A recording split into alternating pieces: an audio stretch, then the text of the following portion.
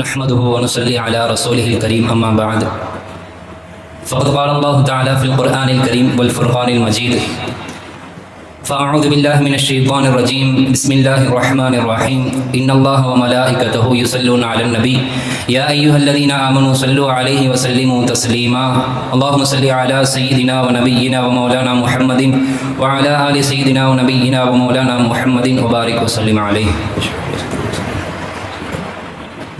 وأيضا قال نبئ عبادي أني أنا الغفور الرحيم وأن عذابي هو العذاب الأليم صدق الله العظيم. وقال نبينا صلى الله عليه وسلم في حديث قدسي قال الله عز وجل أنا عند ظن عبدي بي أو كما قال عليه الصلاة والسلام. புகழும் புகழ்ச்சியும் நம்மை படைத்து பரிபாலித்துக் கொண்டிருக்கக்கூடிய அல்லாஹ் ஒருவனுக்கே உரித்தாகட்டுமாக. இன்னும் அவனது சாந்தியும் சமாதானமும் மக்கத்து கோமான் மதீனத்து சீமான் பெருமானார் ஸல்லல்லாஹு அலைஹி வஸல்லம் அவர்களின் மீதும் அவர்களின் வாழ்க்கையை சற்றும் மாறாமல் வாழ்ந்து காட்டிய உத்தம சத்திய சஹாபாக்கள் தாபியீன்கள் தபஅ தாபியீன்கள் நாதாக்கள் நல்லவர்கள் இன்னும் இந்த ஜும்ஆ தொழுகையை எதிர்பார்த்தவர்களாக அமர்ந்திருக்கும் நாம் நம்மை சார்ந்த அனைவர்களின் மீதும் என்றென்றும் குன்றாமல் என்று நிலவட்டுமாக. ஆமீன். மாபெரும் ஞானி இப்னுல் கய்யூம் ரஹிமஹுல்லாஹ் அவர்கள் ஒரு மனிதனுடைய உள்ளத்தை ஒரு பறவைக்கு ஒப்பிட்டு ஒரு உவமை கூறுகிறார்கள். அந்த உதாரணத்தை மையமாக வைத்து என்னுடைய உரையை துவங்குகிறேன். அஸ்ஸலாமு அலைக்கும் வரஹ்மத்துல்லாஹி தஆலா வபரகாத்துஹு.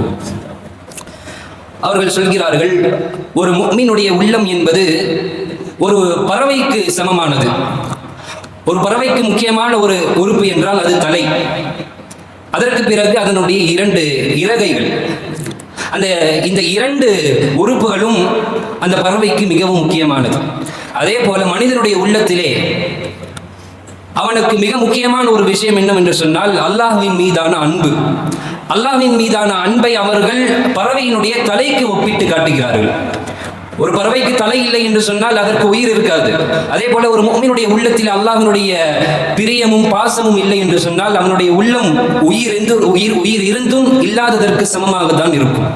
அதே போல அவர்கள் அந்த பறவையினுடைய 2 இறகுகளுக்கு அவர்கள் சொல்லக்கூடிய உதாரணம், மனிதனுடைய உள்ளத்திலே அல்லாஹ்வினுடைய அச்சமும் இருக்க வேண்டும், அல்லாஹ் என்னை மன்னிப்பான் என்ற அந்த அல்லாஹ்வின் மீதான ஆதரவும் இருக்க வேண்டும். எப்படி அந்த பறவைக்கு 2 இறகைகளில் ஒரு இறகை இல்லாமல் போனாலும் அந்த பறவையினால் பறக்க முடியாது, உயரத்தில் பறக்க முடியாது, அது வழி தவறிவிடும். ஏதாவது வேட்டைக்கு வரக்கூடியவன் அந்த பறவையை எடுத்துக்கொள்வான், பிடித்துக் கொள்வான். அதே போல ஒரு முஃமினுடைய உள்ளத்திலே அல்லாஹ்வின் மீதான அச்சமும் இருக்க வேண்டும், அல்லாஹ்வின் மீதான ஆதரவும் இருக்க வேண்டும். இந்த 2இல் ஒன்று இல்லாமல் போனாலும் அந்த பறவை எப்படி வழி தவறிவிடுமோ அதே போல மனிதனும் அல்லாஹ்வினுடைய அச்சமும் ஆதரவும் இல்லை என்று சொன்னால் இந்த 2இல் ஒன்று இல்லாமல் போனாலும் அந்த மனிதன் வழி தவறி விடுவான் என்பதாக அவர்கள் இந்த உவமையை காட்டுகிறார்கள். முதலாவதாக அவர்கள் சொன்னது தலை. அந்த பறவையினுடைய தலைக்கு ஒப்புதலாக முஃமினுடைய உள்ளத்தில் அல்லாஹ்வினுடைய பிரியம் இருக்க வேண்டும், அல்லாஹ்வின் மீதான பாசம் இருக்க வேண்டும். உலகத்தில் இருக்கக்கூடிய அனைத்தையும் விட, ஏன் நாம் நம்மீது வைத்திருக்கக்கூடிய அந்த முஹப்பத்தை விட, பிரியத்தை விட, நாம் நம்முடைய குடும்பத்தின் மீது வைத்திருக்க பிரியத்தை விட, நம்மளுடைய வீடு மாளிகைகள், நம்மளுடைய பொருள்கள், அதன் மீது என்னென்ன பிரியமெல்லாம் வைத்திருக்கிறோமோ எல்லா பிரியத்தை காட்டிலும் அல்லாஹ்வின் மீது நாம் பிரியம் வைக்க வேண்டும். ஏன்? அல்லாஹ் நம்மை படைத்தான். படைத்தது மட்டுமல்ல, அணு அணுவாக அல்லாஹ் தஆலா நம்முடைய தேவைகளை பூர்த்தி செய்து கொண்டே இருக்கிறான். ஏதோ படைத்து விட்டு அல்லாஹ் நம்மளை பார்க்காமல் செல்லவில்லை. நாம் இன்று மூச்சை இழுக்கிறோம், விடுகிறோம், நம்மளுடைய சிந்தனையில் இது இருந்ததா? ஒரு நாள் நான் சொல்றதுக்கு முன்னாடி மூச்சுடைய சிந்தனை இல்லை நமக்கு. இப்போ மூச்சு உள்ளக்கு இழுக்கிறது யாரு? அதை வெளியே வைக்கிறது யாரு? நம்மளுடைய பிளட் சர்க்குலேஷன், இது எல்லாம் நம்ம உடம்புல இருந்து செய்யறது யாரு? நம்ம பார்வையில இருந்து ஒளியை தரது யாரு? நம்ம காதுல இருந்து நமக்கு கேட்கக்கூடிய திறனை தந்தது யாரு? இப்ப நம்ம கண்ணை மூடுறோம், எதுவுமே தெரியல. இதே நிலையில நம்ம கண்ணை மூடி யோசிச்சு பாருங்களேன். இதே நிலையில நம்ம பிறக்கும் பொழுது இருந்திருந்தா இந்நேரத்துக்கு நமக்கு இந்த கண்ணில் ஒளி இருந்திருக்குமா? அதை கொடுத்தது யாரு நமக்கு? அதை கொடுத்தது நமக்கு அல்லாஹ். இதே போல ஒவ்வொரு விஷயம் நம்ம சொல்லணும்னா அல்லாஹ் தஆலா குர்ஆன்ல சொல்றான், வைன் தஅது நிஅமத்தல்லாஹி லா துஹ்ஸுஹா. நான் என்னென்ன நியமத்துக்கெல்லாம் உங்களுக்கு செஞ்சனோ அதை நீங்க எண்ணி பார்த்தீங்கன்னா உங்களால எண்ணி முடிக்கவே முடியாதுன்னு அல்லாஹ் தஆலா சொல்றான்.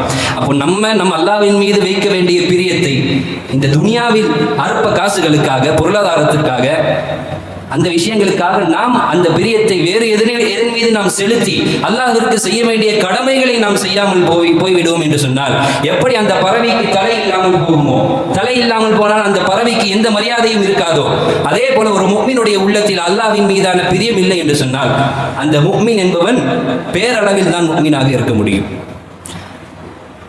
எந்த அளவுக்கு பிரியம் வைக்க வேண்டும்? ஹஜ்ரத் இப்ராஹிம் அலைஹிஸ்ஸலாம் அவர்கள் அவங்களுக்கு அல்லாஹ் தஆலா பொருளாதாரத்தை ஆரம்பத்தில் நிறைய கொடுத்திருந்தாங்க. இந்த அளவுக்குன்னா ஒரு மலையிலிருந்து இன்னொரு மலை அளவுக்கு அவங்களுக்கு நிறைய ஆடுகள் இருக்கும். அதில் அவங்க வியாபாரம் செஞ்சாங்க, அந்த ஆடுகளை மேய்ச்சாங்க. அவங்களுக்கு ஒரு சொந்தமான தோட்டமும் இருந்தது. அப்போ மலக்குமார்கள் பேசிக்கிறாங்க அல்லாஹ்கிட்ட, யா அல்லாஹ், நீ அவருக்கு நிறைய செல்வத்தை கொடுத்துருக்குற, இப்ராஹிம் அலைஹிஸ்ஸலாத்துக்கு நிறைய செல்வத்தை கொடுத்ததுனால தான் உன்னை அல்லாஹ் திக்ர் செஞ்சிருக்கிறாரு, கொஞ்சம் சோதிச்சு பாரு, உன்னை அவர் மறந்துடுவாரு அப்படின்னு மலக்குமார்கள் சொல்ல, அப்ப அல்லாஹ் தஆலா சொன்னா, என்னுடைய கலீல் அவர், என்னுடைய தோழர் என்பவர் என்னை மறக்க மாட்டார், வேணுமென்றால் சென்று நீங்களே சோதித்து பாருங்கள் என்று அல்லாஹ் தஆலா 2 மலக்குமார்களை அனுப்பினான். அப்ப அந்த 2 மலக்குமார்களும் அவங்களுடைய அந்த தோட்டத்துக்கு போயிட்டு அங்க ஒரு பாறையில உட்கார்ந்து அல்லாஹ் திக்ர் செஞ்சுட்டு இருக்காங்க. அவங்களுடைய வேலையை என்ன? அல்லாஹ் திக்ர் செய்யறது தானே. சுப்புஹுன் குத்தூசுன் ரப்புனா ரப்புல் மலாயிகதி வர்ரூஹ், இந்த திக்ர் செய்றாங்க. தூரத்துல இருந்து கேட்கறாங்க இப்ராஹிம் அலைஹிஸ்ஸலாம், இவ்வளவு அழகான ஒரு திக்ரா இருக்கு அல்லாஹ்வுடைய பேர்ல. வேகமா ஓடோடி வந்து பாக்குறாங்க. பார்த்தா இந்த மலக்குமார்கள் மனிதருடைய ரூபத்துல திக்ர் செஞ்சுட்டு இருக்கிறாங்க. இதை பார்த்து இப்ராஹிம் அலைஹிஸ்ஸலாம், இந்த திக்ரை இன்னொரு வாட்டி சொல்லுங்களேன், அது கேட்கறதுக்கு எனக்கு ரொம்ப ஆவலா இருக்கு. அல்லாஹ்வுடைய பேரிலேயே முஹப்பத், அல்லாஹ்வுடைய பேரளவிலே அல்லாஹ்வுடைய திக்ரிலே அவ்வளவு முஹப்பத், இன்னொரு வாட்டி சொல்லுங்கன்னு கேட்குறாங்க. அப்படியா, நாங்கள் அந்த திக்ரை செய்யறோம், ஆனா எங்களுக்கு உங்ககிட்ட இருந்து ஏதாவது வேணுமே, உங்ககிட்ட இருந்து ஏதாவது வேணும், அப்பதான் நாங்கள் இந்த திக்ரை செய்ய முடியும் அப்படின்னு சொன்னதில்ல. அப்படியா, என்கிட்ட இவ்வளவு ஆடுகள் இருக்கு, லட்சக்கணக்கான ஆடுகள் இருக்கு, இந்த ஆடுகள்ல பாதி உங்களுக்கு கொடுத்துட்றேன், அந்த திக்ரை இன்னொரு வாட்டி செய்யுங்களேன். அப்படியா, சரி செய்யணும் அப்படின்னு அந்த மலக்கு சுப்புஹுன் குத்தூசுன் ரப்புனா ரப்புல் மலாயிகதி வர்ரூஹ் இந்த திக்ரை செய்றாங்க. உடனே இப்ராஹிம் அலைஹிஸ்ஸலாத்துக்கு இன்னும் ஆனந்தம். பொதுவாக நம்ம யார் மேல பிரியம் வச்சிருக்கிறோமோ அவங்க பேரை கேட்டதோட நமக்கு ஒரு இன்பம் வரும். அதான் உண்மையான முஹப்பத், அதான் உண்மையான பிரியம். இன்னொரு வாட்டி சொல்லுங்கன்னு கேட்குறாங்க. அப்போ மலக்குமார்கள் இன்னொரு வாட்டி சொன்னா இன்னொரு ஏதாவது தரணும். அப்போ மலக்குமாருங்க, அப்போ இப்ராஹிம் அலைஹிஸ்ஸலாம், சரி மீதி இருக்கக்கூடிய எல்லா ஆடுகளையும் எடுத்துக்கோங்க. அப்போ இன்னும் இருக்கிறது வெறும் தோட்டம் தான், மீதி இருக்கிற ஆடுகளை எடுத்துக்கோங்க. சரி, அந்த திக்ரை மறுபடியும் செய்கிறாங்க. சுப்புஹுன் குத்தூசுன் ரப்புனா ரப்புல் மலாயிகதி வர்ரூஹ் முடிஞ்சு. ஆனா அவங்களுக்கு இன்னும் ஆசை, அந்த திக்ரை கேட்டுட்டே இருக்கணும்னு ஆசை. இப்ராஹிம் அலைஹிஸ்ஸலாம் மறுபடியும் கேட்டாங்க, இன்னொரு வாட்டி திக்ரை செய்யுங்க, அந்த திக்ரை கேட்கணும். அப்படியா, சரி செய்கிறோம், மறுபடியும் அதை தரணும். சரி, என்கிட்ட இருக்க தோட்டத்தையும் எடுத்துக்கங்க. எல்லாத்தையும் எடுத்தாச்சு, மறுபடியும் அந்த திக்ரை செஞ்சாச்சு. திரும்ப கேட்குறாங்க, இன்னொரு வாட்டி திக்ரை செய்யுங்க. அப்போ உங்கள்கிட்ட கொடுக்கறதுக்கு இப்போ எதுவுமே இல்லையே, இப்போ என்ன கொடுப்பீங்க? அப்போ இப்ராஹிம் அலைஹிஸ்ஸலாம் சொன்னாங்களா, ஆடை கொடுத்துட்டேன், என்னுடைய தோட்டத்தை கொடுத்துட்டேன், அந்த ஆடையும் தோட்டத்தையும் மேய்க்கிறதுக்கு ஒரு ஆள் வேணும்ல, அந்த ஆளை நீங்கள் என்னையே உங்களுடைய அடிமையை எடுத்துக்கங்கன்னு இப்ராஹிம் அலைஹிஸ்ஸலாம் சொன்னாங்களே. நேராக அல்லாஹ்ட்ட போயிட்டு சஜ்தால விழுந்துட்டாங்க 2 மலக்குமார்களும். யா அல்லாஹ், சரியான ஆளை தான் உனக்கு தோழராக தேர்ந்தெடுத்திருக்கிறாய் என்று சொல்லி அவர்கள் அல்லாஹ்விற்கு சஜ்தா செய்தார்கள். அப்போ முஹப்பத் என்றால் அல்லாஹ்வின் மீதான பிரியம் என்று சொன்னால் உலகத்தில் இருக்க எல்லாத்தையும் தாண்டி நம்ம யார் மேல பிரியம் வைக்கணும்? அல்லாஹ்வின் மீது நாம் பிரியம் வைக்க வேண்டும். அதே போல அந்த பறவைக்கு தலை இருந்து 2 இறகைகளில் ஒன்று இல்லாமல் போனாலும் அந்த பறவை வழி தவறிவிடும். அதே போலதான் ஒரு மனிதனுடைய உள்ளத்திலே அல்லாஹ்வினுடைய உள்ளச்சமும் அல்லாஹ்வின் மீதான பயமும் ஆதரவும் இது 2ம் இருக்க வேண்டும். அந்த 2லே ஒன்று இல்லாமல் போனாலும் அந்த மனிதன் தவறி விடுவான், வழி தவறி விடுவான். ஏன்னா அவனுடைய உள்ளத்துல வெறும் பயம் மட்டும் இருக்கு, ஆனா அல்லாஹ் மீதான ஆதரவு இல்லை. அல்லாஹ் எப்போ பார்த்தாலும் பயந்துக்கிட்டே, தொழுதுகிட்டே, நோன்பு வச்சுக்கிட்டே, அல்லாஹ் என்ன மன்னிப்பானான்ற அந்த ஒரு சிந்தனையை, அல்லாஹ் என்ன மன்னிக்க மாட்டான், நான் பெரிய பாவி அப்படின்ற சிந்தனையில இருக்கக்கூடாது. அதே சமயத்துல நான் எவ்வளவு பாவம் செஞ்சாலும் அல்லாஹ் என்ன மன்னிச்சுக்கிட்டே இருப்பான் அப்படின்ற எண்ணத்துல பயம் இல்லாமையும் போயிடக்கூடாது. பயம் எந்த அளவுக்கு இருக்குதோ அதே அளவு அந்த மனிதனுடைய உள்ளத்திலே ஆதரவும் இருக்க வேண்டும்.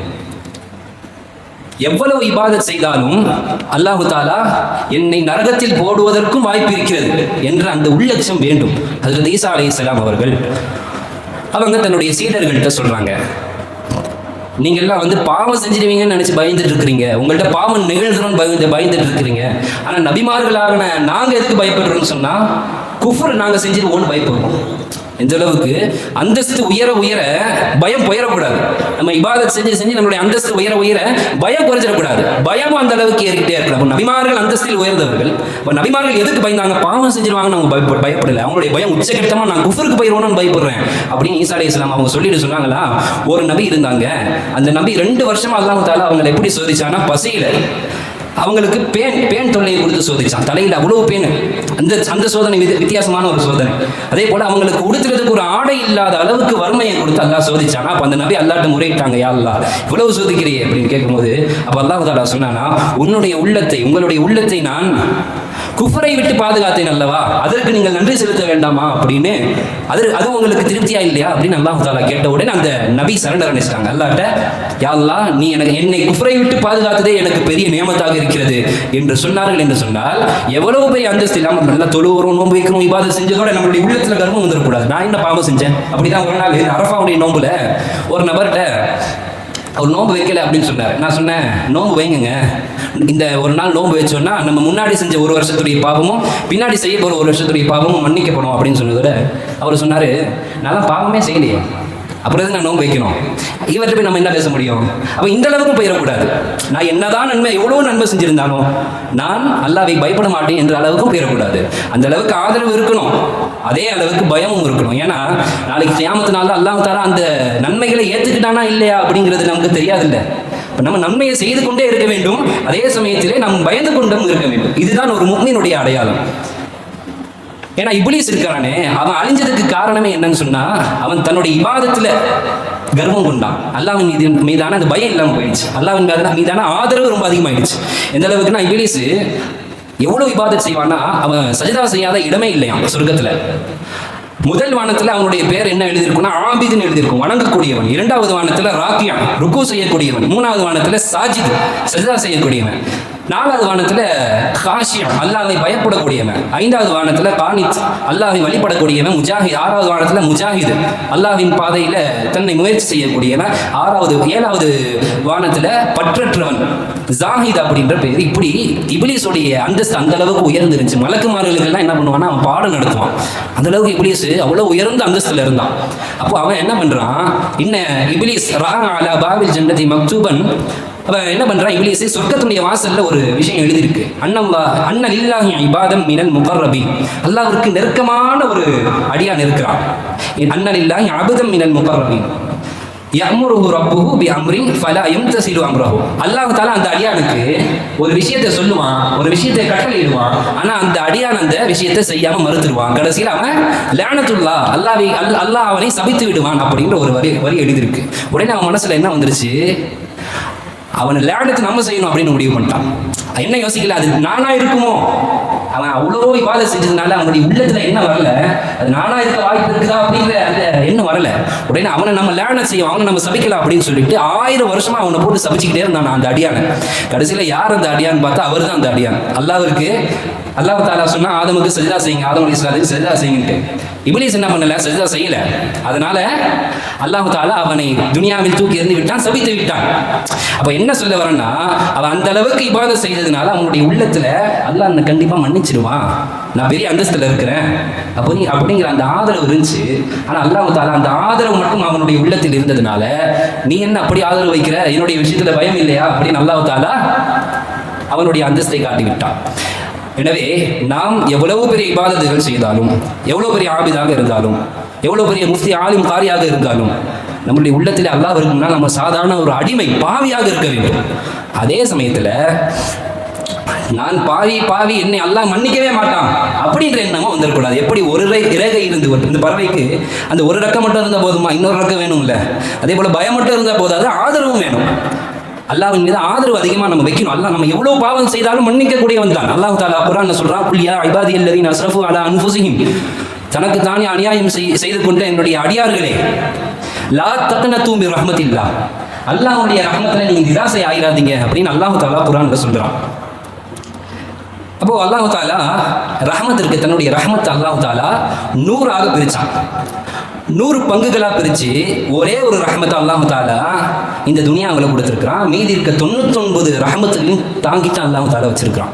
அந்த 99 ரஹமத்தையும் அல்லாஹ் எப்போ வெளிப்படுத்துவானா, நாளைக்கு கியாமத் நாளில் தான் அல்லாஹ் தாலா தன்னுடைய அடியார்களுக்கு மன்னிப்பதற்காகவே அந்த 99 ரஹமத்துகளையும் வச்சிருக்கிறான். இப்போ ஹதீஸ்ல தொடர்ந்து சொல்றாங்க, அந்த ஒரு ரஹமத்து துனியாவில் கொடுத்தானா அல்லாஹ் தாலா, அந்த ஒரு ரஹமத்து தான் தன்னுடைய ஒரு தாய் தன்னுடைய குழந்தைக்கு காட்டக்கூடிய பாசம், ஒரு விலங்கு தன்னுடைய குட்டிகளுக்கு காட்டக்கூடிய பாசம்.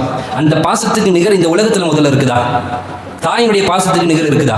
தாயுடைய பாசத்துக்கு நிகர் தாய் தான். அதுக்கு யார் எவ்வளவு பேர் யாரா இருந்தாலும் தாயுடைய பாசம் யாராலும் வைக்க முடியாது. அந்த ஒரு ரஹமத்தை இந்த உலகத்தில் இருக்கக்கூடிய எல்லா படைப்பினங்களும் அனுபவித்துக் கொண்டிருக்கிறார்கள் என்று சொன்னால், 99 ரஹமத்து நாளைக்கு அல்லாஹ் தாலா இந்த அடியார்களுக்கு அல்லாஹ் தாலா தன்னுடைய ரஹமத்தை வெளிப்படுத்தினால் எவ்வளவு பெரிய ஒரு அல்லாஹ்வினுடைய ரஹமத் எவ்வளவு பெரியதாக இருக்கும் என்பதை நாம் சிந்தித்து பார்க்க வேண்டும். எனவே நாம் நிராசையாகிவிடக்கூடாது. நான் எவ்வளவு பாவம் செய்திருந்தாலும், தொழுகாமல் இருந்திருந்தாலும் என்னை நிச்சயமாக அல்லாஹ் தாலா என்னை மன்னிப்பான் என்ற ஒரு ஆதரவு நம் இடத்தில் இருக்க வேண்டும். ஒரு அடியான் நாளைக்கு கியாமத் நாள்ல அல்லாஹ் முன்னாடி போய் நிற்பானா. அப்போ அல்லாஹ் தாலா அந்த அடியான் செய்த எல்லா பாவத்தையும் சொல்லி காமிப்பான். ஒவ்வொரு பாவமா ஏப்ரல் மாதம் 2003 இந்த பாவம் செஞ்சு ஞாபகம் இருக்கா? பிப்ரவரி மாதம் 24ஆம் தேதி இந்த பாவம் செஞ்சு ஞாபகம் இருக்கா? இப்படின்னு நல்லா ஒவ்வொரு பாவமாக சொல்லிக்கிட்டே இருப்பான, ஒரு பாவமும் விட மாட்டான்.